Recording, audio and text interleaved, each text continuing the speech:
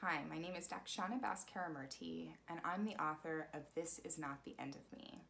For the last 12 years, I've been a journalist with the Globe and Mail, and I spent 4 years reporting on the story of Leighton Reed and his family for my book. Today I'm going to be giving you 5 tips on how to build trust and maintain balance when telling someone else's story.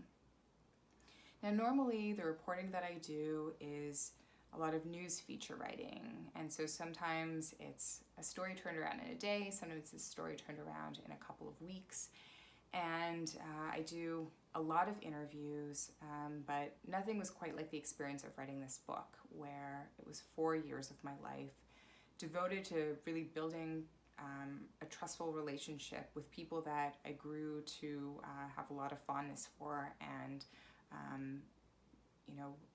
the kind of clear line that I have in my day-to-day life as a newspaper reporter was blurred a little bit, because these were people that I had a source journalist relationship with, but I definitely also had a friend relationship with, and a very close friendship with when it came to Leighton in particular.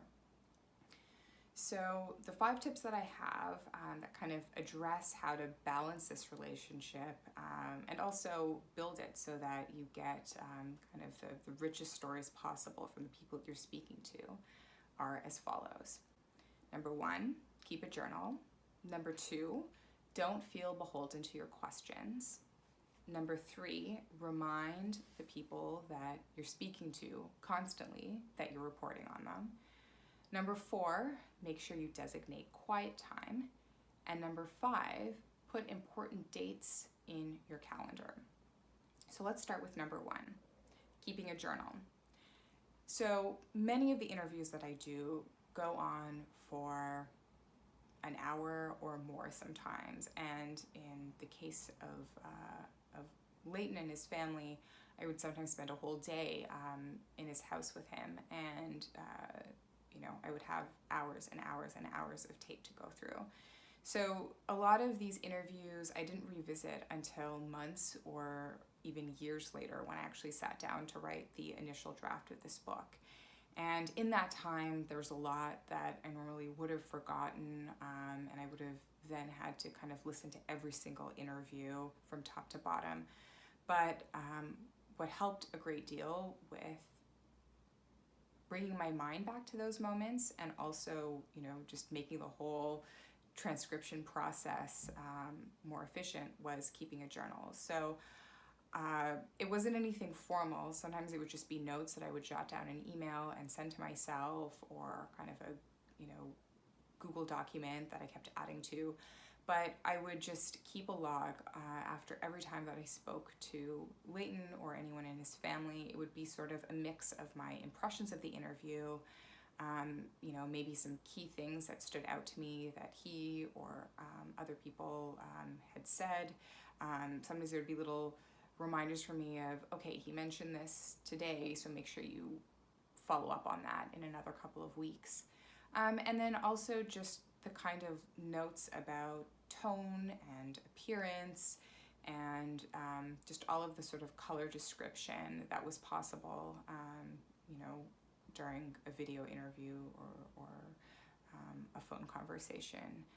And I feel like you can see a lot of that sort of description in my writing, and I think in some cases it's even difficult to tell what I was there to witness in person and what is reconstruction, because that detail that was logged in my journal entries ended up being such an important reporting tool.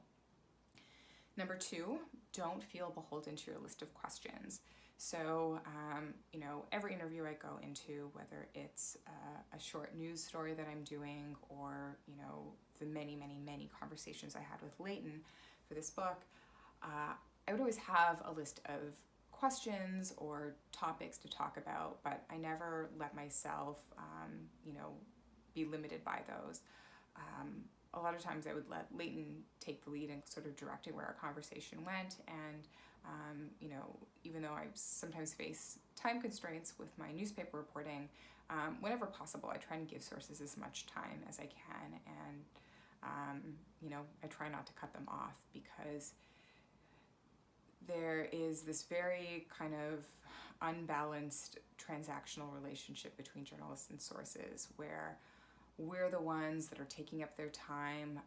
We're the ones that stand to benefit most from them speaking to us. And so I think that kind of the least you can do is let people talk, be a sympathetic ear. I know that a lot of times when I was working on this book, Leighton would tell me that I was the closest thing I had to a therapist, and sometimes that made me uncomfortable, but it also speaks to how this role that we occupy as people documenting the stories of others is pretty unique and appreciated, I think, by a lot of people who don't have people in their lives to listen to them. So don't feel like you can't veer from what you have written down, and sometimes it might lead you to far more interesting topics than you would otherwise have. My next point is remind the people that you're reporting on them. As I said, friendships inevitably blossomed between me and Leighton and Candace and his mother in particular while I was reporting on this. And I wondered sometimes if they were telling me things kind of because I was a friend, and they had lost sight of the fact that I was working on this, because I started my reporting in 2013, and there was a long wait time before they actually saw this in print. So I think that if you want to maintain that professionalism that is drilled so hard into journalists, when that line has been blurred between source and friend, really the only way you can do it is by constantly reminding them, I'm writing down what you're saying, or I'm recording what you're saying. And I would sometimes do that by simply having my recorder out with me, or if I was having a phone conversation, taking that pause to say, hey, I'm just going to hook up my recorder. So they always had that front of mind. And sometimes they would have conversations with me where I could tell it was very clear that they were telling me something kind of, off the cuff, as a friend, rather than as a source. And I would then follow up with them later and say, hey, you brought this up, and I want to ask you about it kind of on the record, if that's okay. And we would sort of navigate that conversation again. And I just felt more comfortable doing it in that context versus, the first conversation that we had. Make sure that you designate quiet time whenever possible when you're doing a long day, especially of in-person reporting with someone. So sometimes I would spend, 9-10 hours a day at Leighton's house, and I knew that it was exhausting for his family. I knew that it was exhausting for me. And so I would say, okay, maybe between 3 and 4, you guys can do whatever you want. Take a nap, go out for a walk. I'll just hang out in the living room. And that ended up being perfect time for writing in my journal, or even for me just catching up on emails, or taking kind of scene photos so that I could, report on all those details later. And then it also gave them a chance to take a break from talking to me and being on. So that was so essential.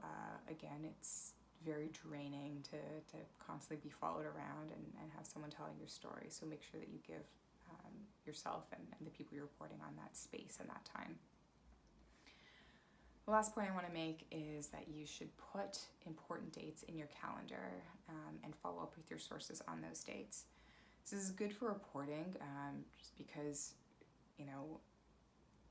Leighton would bring up certain things that were coming up, like an oncologist appointment that was really important, and I wanted to be able to follow up with him right after it happened versus waiting a couple of weeks when that memory of that day might have faded. So whenever possible, call to as soon as you can after those important dates to get the freshest information you can. And this also serves a dual role of kind of, building that trust again, because you're showing that you care. And so it isn't just appointments. I would also note things like birthdays or anniversaries, and kind of call to check in on even the nicer things, like how did you celebrate? And it wasn't necessarily something I knew would make it into my writing, but you know, it showed that I cared and that I was interested beyond what I would be getting from these people for the purposes of a book. So those are my 5 tips, and I wish you luck on all the reporting you're about to do.